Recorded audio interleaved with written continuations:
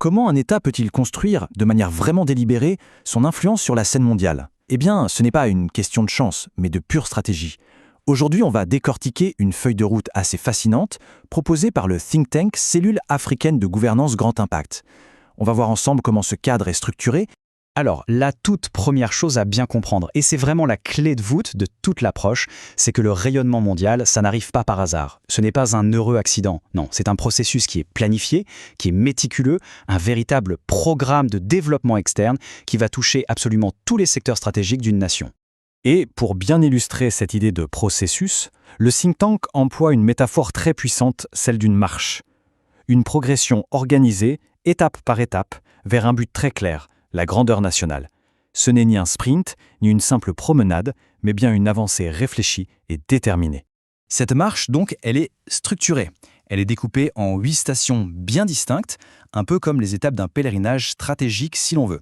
Chaque station représente une phase clé que n'importe quel État peut suivre pour bâtir son influence. 8 étapes fondamentales.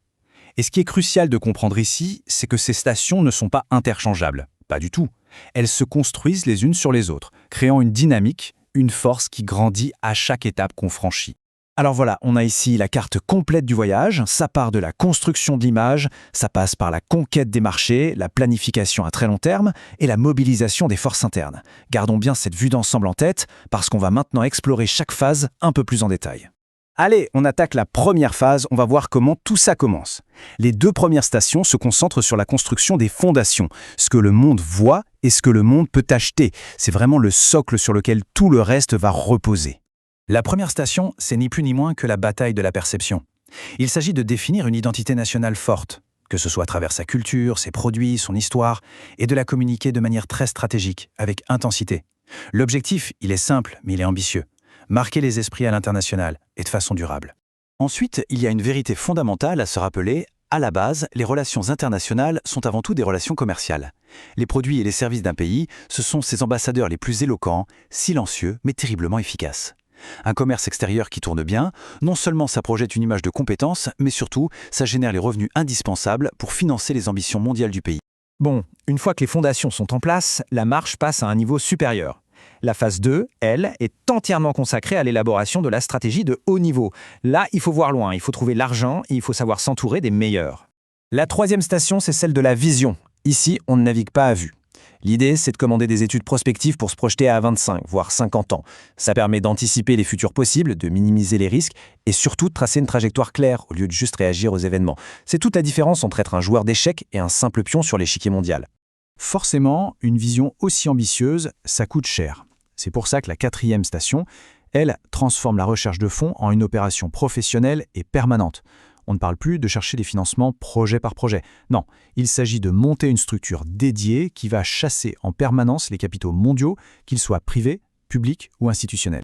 Et ça nous amène tout naturellement à la 5e station. Une nation ne peut pas s'élever toute seule, c'est impossible.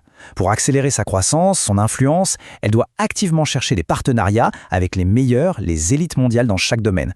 C'est logique, on apprend et on grandit beaucoup plus vite aux côtés des géants. Après la planification, après les partenariats, vient le temps de l'action. La 3e phase se concentre sur la mobilisation des forces vives de la nation. Il s'agit de constituer ce que le think tank nomme l'armée nationale de l'expansion mondiale. Alors cette armée, elle est composée de 2 régiments principaux. Le premier, c'est la station 6, les champions nationaux. Ce sont des entreprises du pays que l'État va financer, renforcer, pour qu'elles puissent aller se battre sur la scène mondiale.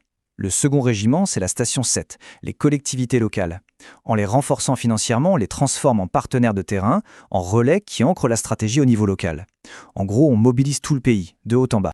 Et nous voilà arrivés à la destination finale de cette longue marche stratégique. Toutes les étapes qu'on a vues avant, elles convergent toutes vers cet unique et ultime objectif. Le point absolument crucial de cette dernière étape, c'est que le but n'est pas juste de participer au jeu mondial. L'objectif de la 8e station, c'est d'obtenir une véritable position de force.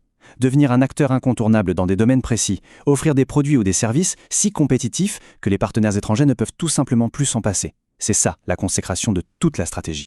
En fin de compte, ce cadre nous présente une approche très structurée, on pourrait presque dire scientifique, pour construire son influence.